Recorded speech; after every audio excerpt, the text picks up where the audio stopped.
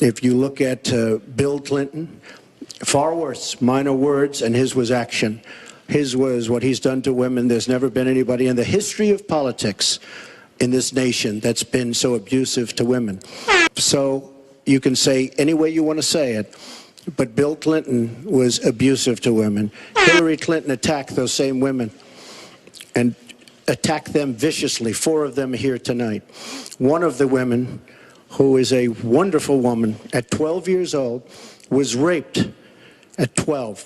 Her client, she represented, got him off, and she's seen laughing on 2 separate occasions, laughing at the girl who was raped. Kathy Shelton, that young woman, is here with us tonight.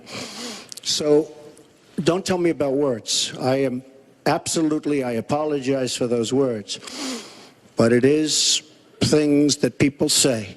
But what President Clinton did, he was impeached. He lost his license to practice law. He had to pay an $850,000 fine to one of the women.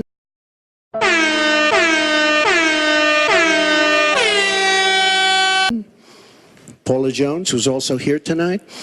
And I will tell you that when Hillary brings up a point like that, and she talks about words that I said 11 years ago, I think it's disgraceful, and I think she should be ashamed of herself, if you want to know the truth. Can we please hold the applause? When I hear something like that, I am reminded of what my friend Michelle Obama advised us all. And number 2, Michelle Obama. I've gotten to see the commercials that they did on you. And I've gotten to see some of the most vicious commercials I've ever seen of Michelle Obama talking about you, Hillary.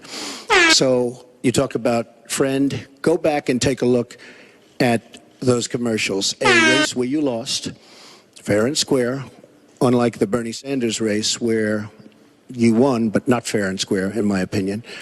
And all you have to do is take a look at WikiLeaks and just see what they said about Bernie Sanders and see what Deborah Wasserman Schultz had in mind, because Bernie Sanders, between superdelegates and Deborah Wasserman Schultz, he never had a chance. And I was so surprised to see him sign on with the devil.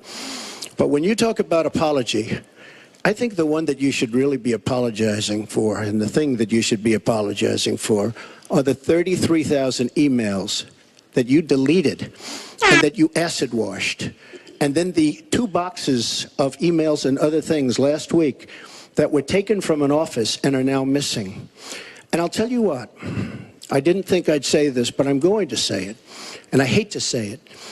But if I win, I am going to instruct my Attorney General to get a special prosecutor to look into your situation, because there has never been so many lies, so much deception. There has never been anything like it. And we're going to have a special prosecutor. You know, it's just awfully good that someone with the temperament of Donald Trump is not in charge of the law in our country. Yeah, because you'd be in jail. Secretary Clinton.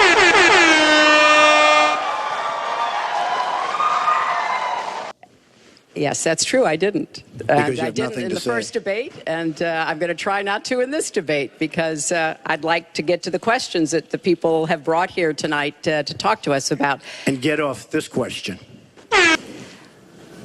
Okay, Donald, I know you're into big diversion tonight, anything to avoid talking about your campaign and the way it's exploding and the way Republicans are leaving you. But let's at least focus on some of the issues that people care about tonight. Let's get to their questions. We have a question here from Ken Karpowitz. He has a question about health care. Ken? I'd like to know, Anderson, why aren't you bringing up the emails? I'd like to know. Why aren't you getting brought up the emails? No, it hasn't. It hasn't. And it hasn't been finished at all. Ken Karpowitz has a question. It's nice to 1-on-3. Thank you. What will you do to bring the costs down and make coverage better? That first one goes to Secretary Clinton, because you started out the last one to the audience. If he wants to start, he can start. Go ahead, Hillary. No, go ahead, Donald. No, I'm a gentleman, Hillary. Go ahead. Secretary Clinton? Question involves WikiLeaks' release of purported excerpts of Secretary Clinton's paid speeches, which she has refused to release, and one line in particular in which you, Secretary Clinton, purportedly say you need both a public and private position on certain issues. Is it acceptable for a politician to have a private stance on issues? Secretary Clinton, well, your 2 minutes. Right. As I recall, that was something I said about Abraham Lincoln after having seen the wonderful Steven Spielberg movie called Lincoln. And she lied. Now she's blaming the lie on the late, great Abraham Lincoln. That's one that I haven't. Okay, Honest Abe. Honest Abe never lied. That's the good thing. That's the big difference between Abraham Lincoln and you. That's a big, big difference. We're talking about some difference. But as far many of her friends took bigger deductions. Warren Buffett took a massive deduction. Soros, who's a friend of hers, took a massive deduction. She complains that Donald Trump took advantage of the tax code. Well, why didn't she change it? Why didn't you change it when you were a senator? The reason you didn't is that all your friends take the same advantage that I do. And I do. You have provisions in the tax code that, frankly, we could change. But you wouldn't change it because all of these people give you the money so you can take negative ads on Donald Trump. Heard Hillary complaining about so many different things over the years. Oh, we should have done this. But she's been there for 30 years. She's been doing this stuff. She never changed, and she never will change. She never will change. She has made bad judgment not only on taxes, she's made bad judgments on Libya, on Syria, on Iraq. I mean, her and Obama, whether you like it or not, the way they got out of Iraq, the vacuum they've left, that's why ISIS formed in the first place. They started from that little area, and now they're in 32 different nations, Hillary. Congratulations. Great job. I want you to be able to respond to We sign a peace treaty. Everyone's all excited. Well, what Russia did with Assad, and by the way, with Iran, who you made very powerful with the dumbest deal perhaps I've ever seen in the history of deal making, the Iran deal with $150 billion, with the $1.7 billion in cash, which is enough cash to fill up this room. But look at that deal. Iran now and Russia are now against us. So she wants to fight. She wants to fight for rebels. There's only one problem. You don't even know who the rebels are. Mr. Trump, so Mr. what's Trump, the purpose? your 2 minutes and one thing is I have up. to say, Your 2 minutes I don't is like up. Assad at all, but Assad is killing ISIS. Russia is killing ISIS, and Iran is killing ISIS. And those three have now lined up because of our weak foreign policy. Mr. Trump, very much. We're going to move It's funny, on. she went over a minute over, and you don't stop her.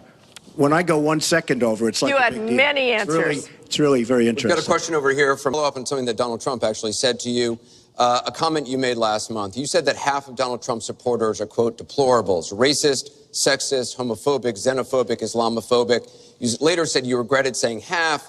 You didn't express regret for using the term deplorables. To Mr. Carter's question, how can you unite a country if you've written off tens of millions of Americans? Well, within hours, I said that I was sorry about the way I talked about that, because my argument is not with his supporters. It's with him and with the hateful and but we believed that we could make the country better, and I was proud of that. I'm going to give you a minute 20 seconds. We have a divided nation.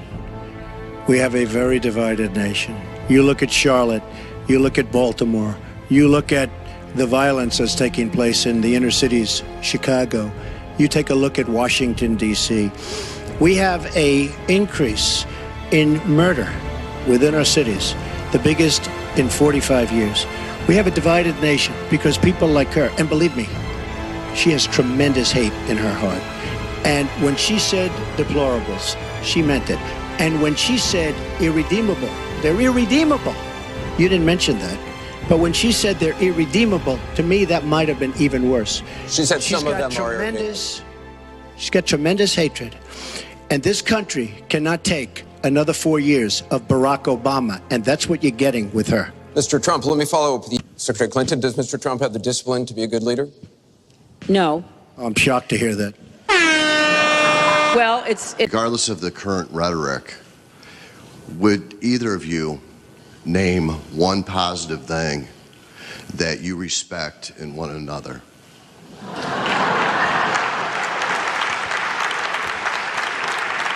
Look, I respect his children. So I consider that a compliment. I will say this about Hillary. She doesn't quit. She doesn't give up. I respect that. I tell it like it is. She's a fighter. I disagree with much of what she's fighting for.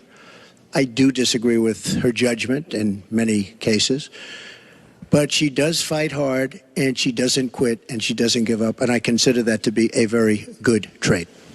Thanks to both of you. I want to thank both the candidates. I want to thank the university here.